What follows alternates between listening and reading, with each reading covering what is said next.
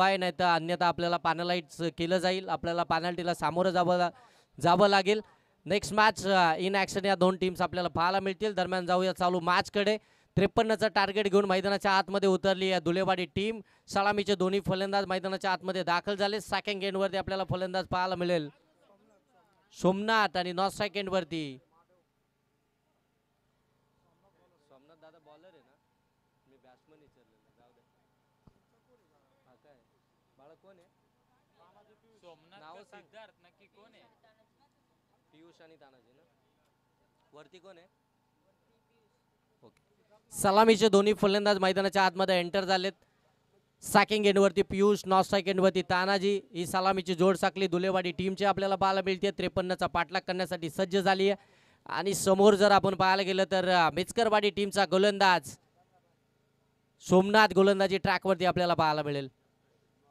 पुनश्च एकदा मिचकरवाडी टीम आपल्याला 2 धावसंख्येची पॅनल्टी आहे ड्रेस कोड नसल्यामुळे, आणि त्या 2 धावा विपक्षी टीमच्या म्हणजेच धुलेवाडी टीमच्या अकाउंटमध्ये ऍड होतील एक षटक समाप्ती झाल्यानंतर. चला मॅचला होती सुरुवात. पंचांचा मॅच ऑनचा इशारा. पहिला बॉल समोर टाकला होता, समोरून बॉलला कट केलं. अगदी जर पाहायला गेलं तर लेफ्टी बॅट्समन पियुषच्या विरोधामध्ये टाकलेला समोर लेग कटर आपल्याला पाहायला मिळतोय. म्हणजे तोच उजव्या फलंदाजाच्या विरोधामध्ये ऑफ कटर आपल्याला पाहायला मिळेल. चांगलं बॅटल मैदानाच्या आतमध्ये जरूर आपल्याला पाहायला मिळेल मेचकरवाडी आणि त्यांच्या विरोधामध्ये धुलेवाडी या दोन टीम दरम्यान. पुन्हा एकदा समोर टाकला होता, स्लॅश केलाय.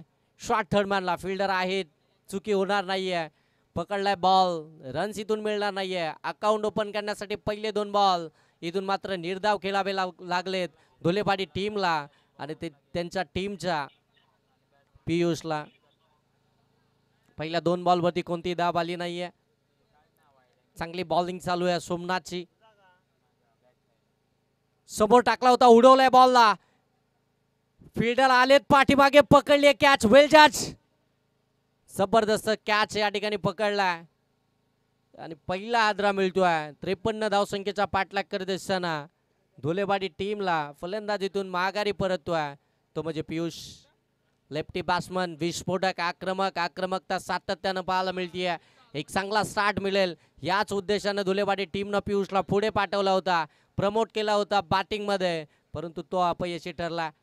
समोर जर पाहायला गेलं तर सोमनाथ एक ऑफ कटर गोलंदाज आहे, त्याच्या विरोधामध्ये प्लॅनिंग तर करावीच लागेल. पहिले 2 चेंडू निर्धाव केले होते, त्यानंतर त्या 2 चेंडूंचा खऱ्या अर्थानं दबाव तो खऱ्या अर्थानं पियुषवरती आपल्याला पाहायला मिळत होता. आणि त्या दबावामध्ये एखादा मोठा फटका जर आला तर दबाव थोडासा कमी होईल, परंतु त्याच फटक्यामध्ये तो सपशेल फसला आणि शॉर्ट मिड विकेटचा क्षेत्ररक्षक पाठीमागे जात असताना काय जबरदस्त कॅच त्या ठिकाणी त्याने कव्हर केला. कमलाकर आला 3ऱ्या क्रमांकावरती बॅटिंगसाठी मैदानाच्या आतमध्ये. हार्ड हिटर, विस्फोटक आक्रमक फलंदाज म्हणून ज्याची ओळख आहे तोच कमलाकर धुले. ऑन स्ट्राईक अटा 3ऱ्या पोझिशनमध्ये मैदानाच्या आतमध्ये दाखल झालाय. जर्सी नंबर 25 क्रमांकाची जर्सी परिधान करून मैदानाच्या आतमध्ये एंटर झाला. या संपूर्ण टीमची जबाबदारी त्याच्या खांद्यावरती आहे, कारण की प्रवीण इंजर्ड असल्यामुळे मैदानाच्या आतमध्ये तो तुम्हाला खेळताना पाहायला मिळत नाही. परंतु आता कमलाकर इथून काय करेल हे देखील पाहावं लागेल. आउटसाइड ड्यू ऑफ स्टंप पंच इथे सांगतात डॉट बॉल आहे. आणखीन एक डॉट बॉल. प्रेशर आता इथे वाढत आहे धुलेवाडी टीमवरती, कारण की सुरुवातीचे 4 चेंडूंवरती कोणतीही दाब आली नाही, उलट एक विकेट आली आहे, ती देखील पियुषची. लेफ्टी बॅट्समन परतला, कमलाकर आलाय त्याच्या जाग्यावरती. सोमनाथचा पुढचा बॉल समोर टाकला होता, बॅटची आतली कडा घेऊन बॉल सरळ एस्टॅनवरती आदळला. मोठा धक्का मिळतोय धुलेवाडी टीमला आणि हुकमाचा एक्का इथून परतताना पाहायला मिळतोय धुलेवाडी टीमचा. कमलाकर धुले इथून मात्र आउट. अकाउंट देखील ओपन करू दिलं नाही सोमनाथनं. इतकी जबरदस्त गोलंदाजी पाहायला मिळतीये. अद्यापही धुलेवाडी टीमचं अकाउंट ओपन झालं नाहीये, अकाउंट ओपनच करून देत नाहीये. इतकी जबरदस्त टिचून मारा अचूकता या गोलंदाजीची पाहायला मिळतीये. व्हेरिएशन अप्रतिम आहे. अगदी प्रत्येक फलंदाजाच्या विरोधामध्ये एक वेगळी प्लॅनिंग आणि एक वेगळा टप्पा, एक वेगळा अँगल मात्र क्रिएट करत असताना हा गोलंदाज आपल्याला पाहायला मिळतोय. नवीन फलंदाज मैदानाच्या आतमध्ये आपण पाहताय सौरभ आता 4थ्या क्रमांकावरती दाखल झाला. या ओव्हरमधील जर पाहायला गेलं ना तर शेवटचा बॉल बाकी आहे. जर हा शेवटचा बॉल निर्धाव आला तर या स्पर्धेतील दुसरं मेडन विकेट हॅट्रिक षटक आपल्याला जरूर पाहायला मिळेल. मिचकरबाडी त्यांच्या विरोधामध्ये धुलेबाडी, एक बिग फाईट, बिग बॅटल. समोर टाकलाय, समोरून कट केला, लेफ्टी बॅट्समनच्या विरोधामध्ये आलेला डॉट बॉल. नमो चषक 2025 पर्व दुसऱ्यातील हे दुसरं मेडन षटक आपल्याला पाहायला मिळत आहे. विकेट मेडन षटक, त्याच्यामध्ये 4 निर्धाव चेंडू आणि 2 डॉट बॉल आलेत.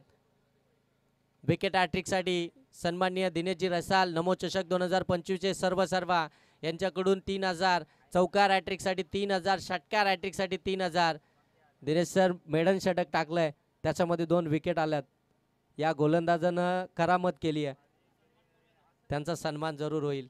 त्यांना देखील नाराज करणार नाही, कारण की क्रिकेटवरती त्यांचं बहुमूल्य प्रेम आहे आणि क्रिकेटसाठी सर्व काही, कारण की भरपूर त्यांचं बिझी शेड्यूल आहे आणि त्या बिझी